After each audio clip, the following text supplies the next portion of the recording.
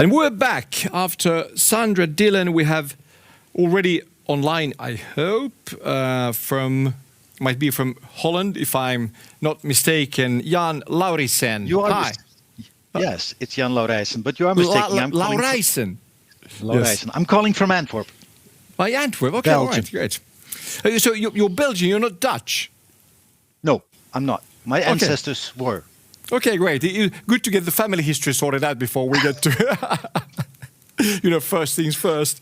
Hey, great to have you here. You're senior researcher, SD Walks, or Vaux. Yeah. SD Vaux invests in research and collaborates with business schools.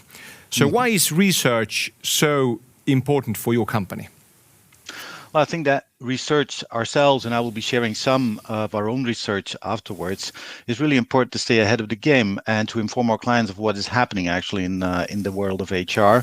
And next to that, we collaborate with business schools and universities to better understand some phenomena like HR digitization or the rise of the contingent workforce in depth. That's why that's so important for us. It's really a knowledge tool for us, basically, to work with. Right. Hey, and you acquired Aditro. Why did SD Works recently acquire Aditro, and what's the plan for the coming years in the Nordics? Well, I think that it's clear that Aditro and SD Works were already working together since 2010 with the Payroll Alliance, and now this is basically a continuation of that collaboration. We think that the synergies between the two companies can actually help us to serve our customers across Europe and in the Nordics better. So this is the next step in that collaboration. Good. Hey, and the final question before your own presentation. What do you think is the next big thing in digital HR? Well, I think that Sandra was first with that point, and I think that people analytics will be the next big thing in HR, using the people data that we have to get better evidence-based decision making on the people side of things. That I think is the thing we're looking for at the moment, as we are with SD Works and Aditro as well. Jan Laurijssen, hey, greetings to beautiful Antwerp. And we'll let you loose and survey results if HR, it's a good title, by the way, if HR digitalization is the answer, what was the question? So results from a survey called Future Work and People. It's all yours. Thanks.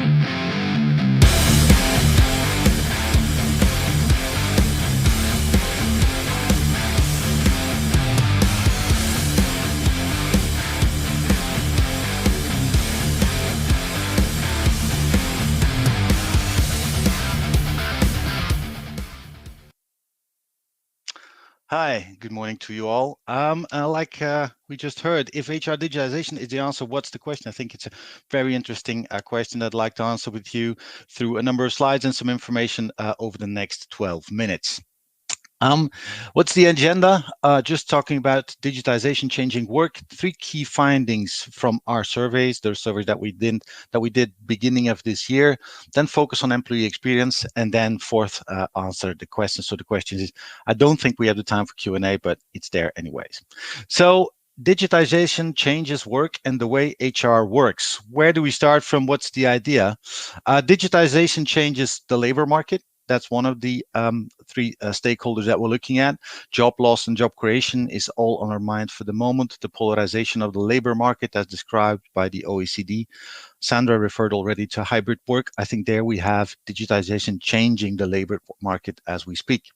From a point of view of employer on your right-hand side, I think that digitization enables a number of things like flexibility of work, possibly also talent mobility, locally, but internationally as well. And we're looking also at future skills that are very important and where digitization will have new demands towards our people. And thirdly, on in the perspective of the employee, the worker, I think that digitization offers a lot of opportunities to personalize the employment relationship and to further invest in employability and development of our people. In the middle of all that, I strongly believe is HR, is the HR service, and how digitization, how they should adopt digitization to enable this new form of working together to enable new ways of flexibility and facilitating talent mobility and the personalization of the employment relationship.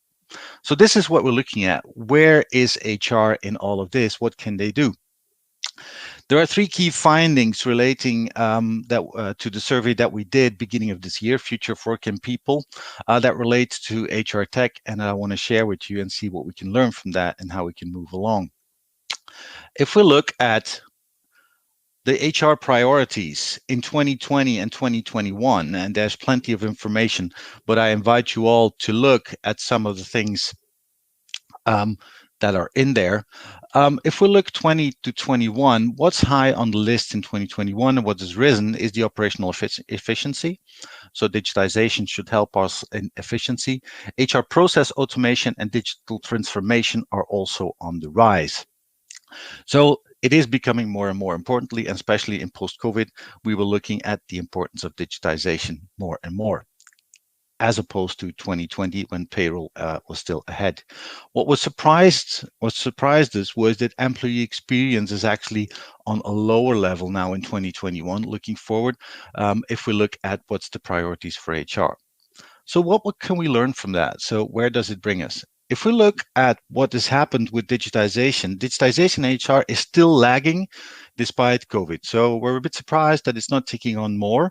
And we see if we look at several of the domains that we've been asking for, and that for both big companies, which is more than 3,000 employees, media and small companies, that still payroll, presence and absence management, expense management are still high on the list, but not to the fullest of their potential. And a number of other domains of HR are far from being digitized as we speak. Although steps have been taken, and especially as you can see in the bigger companies, this is really taking place. Nonetheless, it is still lagging, which is surprising, but because we thought that COVID would enable huge digitization of the HR function. What's also surprising, as I told you in the first slide, is that management systems are still much there. So systems that have some sort of legacy already and have been deployed over the last 10 years, where we talk about payroll, staffing, and workforce planning, and where we see that employee experience platforms are still much smaller part of that business, focusing on employee welfare, focusing on cooperation and teamwork, whereas we believe that these should both have important collaboration or synergies to actually make the employee experience work for all of us. So this is really surprising. So first of all, we see employee experience low, and then again, also the systems, the experience systems are lagging. So what did we learn from that research so far is that the adoption of employee experience platforms and artificial intelligence in HR is still lagging.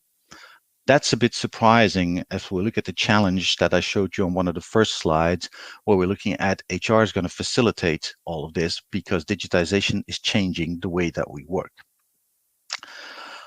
Those were important learning. So if we look at where can we move with this, so we should focus, we believe, on the employee experience throughout the employee life cycle. So we should be adopting more and more of these tools that help us do that. And how do we do that? We might do that by looking at the different steps throughout the employee life cycle, from start, being engaged, through administration, by checking my work calendar, checking my salary, for instance, also looking at those important things. Continue to developing my talents. The whole part of talent and performance becomes more and more important, but also looking at financial progress. Now, employee is not the only stakeholder that we need to serve. They are the most important one in the employee experience, of course, but there are other stakeholders that digitization can help us to support. And those are obviously the line manager. Those are also the HR professional. So that is you guys. That is also management. And that is also the accountants or the finance department. If we look at this grid, it means that we can focus on several aspects of HR digitization that can help us throughout that life cycle to facilitate this entire experience. Looking at this, what would this mean from left to right? It would mean that in terms of digitization, we could do a lot on contracting and onboarding to facilitate that through digital tools. So that it's much more easier already upfront for employees when they come aboard to know what's happening, and to also, for instance, use e-signing or digital signing to facilitate that process. It also means that following up on HR administration, my personal data, my expenses, and also internal communications can be facilitated throughout tools, and they are more and more app-based, so that from my phone, I can actually administer a lot of things that have to do with my HR, my personal HR administration, which also enables HR to do other stuff at the same time. Checking one's work calendar, I think also these are functions that can be added and that we already see happening more and more, where time and attendance and planning tools are at the service of our customers, enabling them to plan for themselves and to facilitate also that employee experience. This also means, on the other hand, as you look down the lines, that, for instance, in terms of the working calendar, there's a big advantage also for management to follow up on capacity. And as I told you before, maybe to do some more on analytics and predictive analytics to forecast better what the workforce is that we need for the coming weeks and months. Of course, salary reward is a very important part of creating that employee experience. So also in terms of having access to all my data, my salary data, pay slips, other documents, pretty very important legal info, my local payroll documents, all very, very, very important and easy actually to do. This also leads that in connection with the other party stakeholders, and here finance comes up, of course, budgeting, accountancy, wage cost reporting, we can create a number of synergies. I continue to develop my talents, as Sandra already mentioned also in her keynote. The opportunity of digital tools, including digital tools in this process, is very important in following up on performance, in evaluating one's performance, but also looking at development initiatives. Remember also on one of the previous slides, we saw training and development high on the list of both the employee experience platforms as management systems. So there we can invest a lot. Very important also to look at that as future skills, what was referred to also by the previous speaker, is becoming more important. And last but not least, the engagement of people, following up on their daily engagement and well-being, is absolutely one thing that can be facilitated throughout digitization. Last but not least, optimization, flexible reward, both upcoming important things in HR in Europe can be facilitated through that digitization, through apps and through applications. So we believe that actually what we've learned there's still a gap that needs to be covered, and where we need to accelerate actually our efforts in HR to continue to facilitate that employee experience. So the key word in all of this is that HR needs to personalize the employment relationship, focusing on what it is that people need in their work situation, in their life cycle, to make sure that they get what they need and how we can work together. This is a very, very important thing. Last but not least, I started with a question. So I do have to bring you an answer as well, of course. So if digitization of HR is the answer, then the question would be, well, the question is, how do we manage the complexity of HR processes? How do we manage the complexity of our HR processes?